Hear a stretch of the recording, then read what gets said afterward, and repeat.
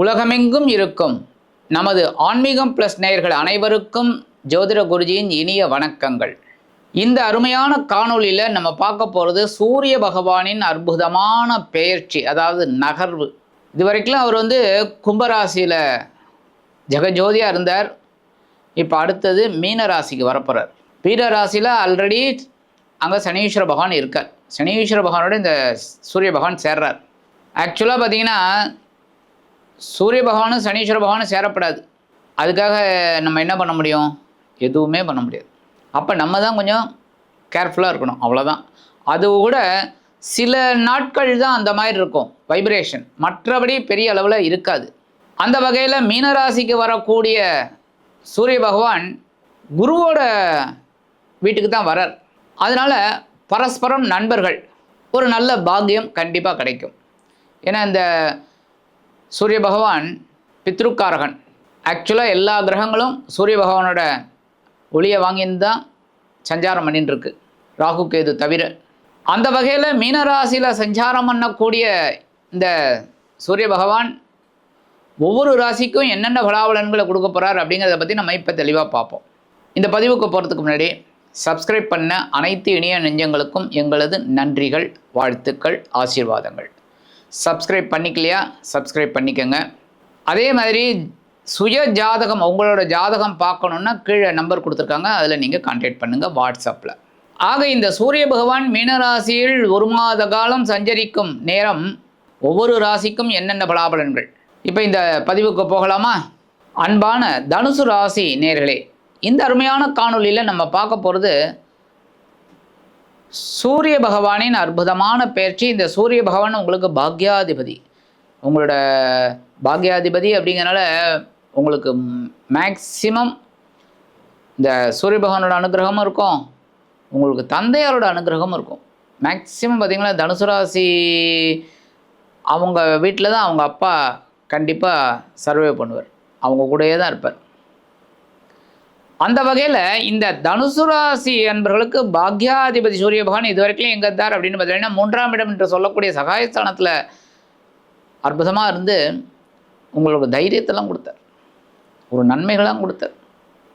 தந்தையாரோட சொத்துக்கள்லாம் உங்களுக்கு வந்தது, நிறைய நன்மைகள். உத்தியோகத்தில், தொழில் வியாபாரத்தில் எல்லாமே பரவாயில்லை. உங்களோட தைரியமும் அதிகமாகிடுச்சு, தன்னம்பிக்கையும் அதிகமாகிடுச்சு. உடன்பிறப்புகள்லாம் ரொம்ப உங்களுக்கு சப்போர்ட்டிவாக இருந்தாங்க. அந்த வகையில் இந்த சகாயஸ்தானத்தை விட்டு விலகிய சூரிய பகவான் எங்கே வர்றாருன்னா உங்களோட சுகஸ்தானம் அப்படிங்கிற 4ஆம் பாவத்துக்கு சனீஸ்வர பகவானோட சேரார். சனீஸ்வர பகவான் அர்த்தாஷ்டம சனியாக உட்காந்துட்டுருக்கார். கூடவே இந்த சூரிய பகவான் வந்துடுறார். உடல் ஆரோக்கியத்தில் கவனமாக இருக்கணும். நான் சொல்கிறதெல்லாம் விளையாட்டாக நினச்சிக்காதீங்க. ஏன்னா சனி பகவான் கொடுத்தார்னா யாராலையும் தடுக்க முடியாது, அதே மாதிரி கெடுத்தார்னாலும் யாராலையும் தடுக்க முடியாது. பகவான் கிருஷ்ணரே கெஞ்சினாராம், எப்போ ஒரு 7.5 நாழிகை பிடிப்பா அப்படின்னு. அந்த மாதிரி சனீஸ்வர பகவான் ஆயுள் கரகன், அவரோட இந்த சூரிய பகவான் சேர்றார். 2 பேருக்கும் பரஸ்பரம் எதிரி.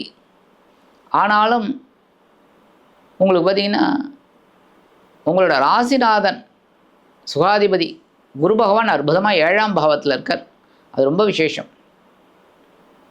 7ஆம் இடம்ங்கிறது ரொம்ப ரொம்ப விசேஷம். ஏன்னா 7ஆம் பார்வையாக உங்கள் ஜென்மராசியை பார்க்குறாரு. அதுதாங்க பெரிய ப்ளஸ் பாயிண்ட். ஏன்னா ஒரு சுப கிரகம் நம்மளை பார்த்ததுனாலே நமக்கு எந்த கஷ்டங்கள் வந்தாலும் தவிடுபடியாக ஓடிடும். அதுதான் பெரிய பாக்கியம். ஆனால் மனசில் குழப்பங்கள் இருக்குது, உடல் ஆரோக்கியம் குழப்பம் இருக்குது. உத்தியோகத்தில் கவனமாக இருக்கணும். சில பேருக்கு இடமாற்றம் கிடைக்கும்.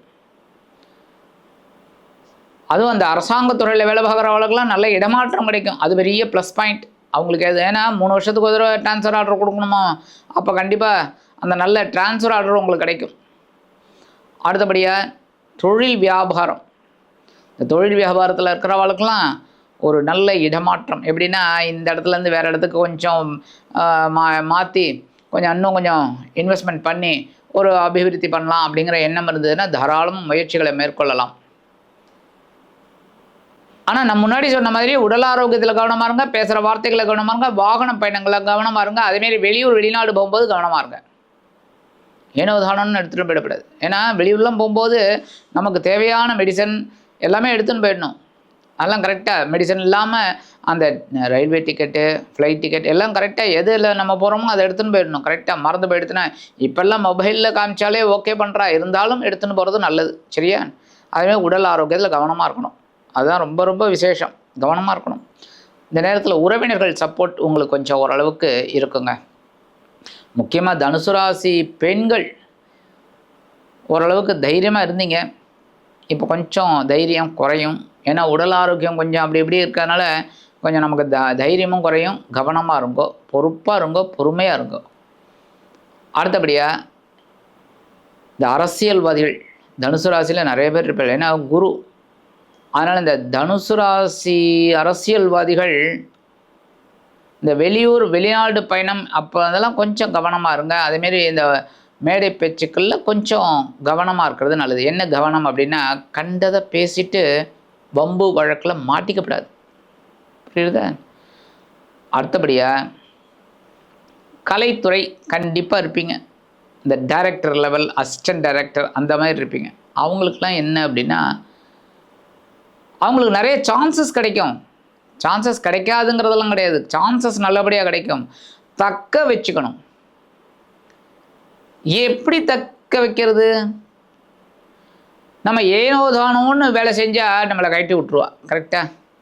எப்போவுமே எல்லா இடத்துலையும் உத்தியோகத்துலேயும் அப்படி தான். நம்ம ஏனோ தானோன்னு வேலை தானே வேலையை விட்டு போடா அப்பா, போரும் நீ பார்த்த வேலைக்கு நான் கொடுக்குற கூலியே போரும், கிளம்பு அப்படின்ட்டுருவாங்க. அப்போ கலைத்துறையில் இருக்கலாம் கவனமாக அந்த வேலைகளில் கவனமாக இருக்கணும். ரொம்ப விசேஷம்.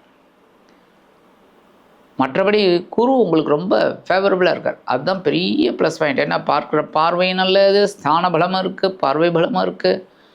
அதுதான் உங்களை சூப்பராக காப்பாற்றும்.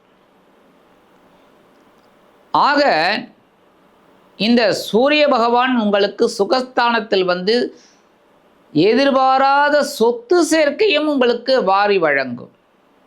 எதிர்பாராது. பேங்க்கில் எஃப்டியாக இருக்குது. பேங்க்கில் எஃப்டியாக இருக்குது. ப்ராப்பர்ட்டி வாங்கணும்னு நினச்சிட்டு இருக்கீங்க, ஒன்றும் சரியாக செட் ஆகலை.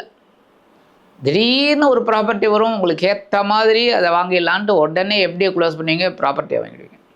அந்தமாதிரி சில பேருக்கு சொத்து உண்டாகிறதுக்கு வாய்ப்பு இருக்குது. மற்றபடி இந்த காலகட்டத்தில் நான் ஏற்கனவே சொன்ன மாதிரி உங்களுக்கு உறவினர்கள்லாம் கொஞ்சம் சப்போர்ட்டிவாக இருப்பாங்க. சரி, பரிகாரம் அப்படின்னு பண்ணிங்கன்னா கண்டிப்பாக குரு மகான்கள் வழிபாடு நீங்கள் எப்போவுமே பண்ணணும். அதேமாரி ஞாயிற்றுக்கிழமை சூரிய வழிபாடு, அதாவது 2 முறை ஆத்ம பிரதட்சணம், உங்களையே நீங்கள் சுற்றிக்கிறது. ஏன்னா சூரியனை போய் நம்ம சுற்ற முடியாது. சரியா? அதனால் நம்மளே ஆத்ம பிரதட்சணம் 2 பண்ணிவிட்டு ஆதித்ய ஹிருதயம் சொல்லுங்கோ. ரொம்ப ரொம்ப விசேஷம். சூரிய பகவான் கண்டிப்பாக பெரிய நன்மையை கொடுப்பார். அடுத்தபடியாக நவ கிரகங்களில் உள்ள பித்ருக்காரர்கள் என்று அழைக்கப்படக்கூடிய சூரிய பகவானுக்கு நெய் தீபம் போட்டுவாங்க. ஞாயிற்றுக்கிழமை அற்புதமான பலன்கள் கிடைக்கும். ஆக இந்த சின்ன பரிகாரம் நீங்கள் பண்ணினாலே உங்களது பாக்யாதிபதி உங்களது சுகஸ்தானத்தில் அர்த்தாசிரம சனியோடு இணைந்தாலும் அதிக அற்புதமான பலன்களை கண்டிப்பாக கொடுப்பார் என்று கூறி விடைபெறுகிறேன். நன்றி, வணக்கம். மீண்டும் ஒரு அருமையான காணொளியில் உங்களை அற்புதமாக சந்திக்கிறேன். வாழ்த்துக்கள். வாழ்க வளமுடன்.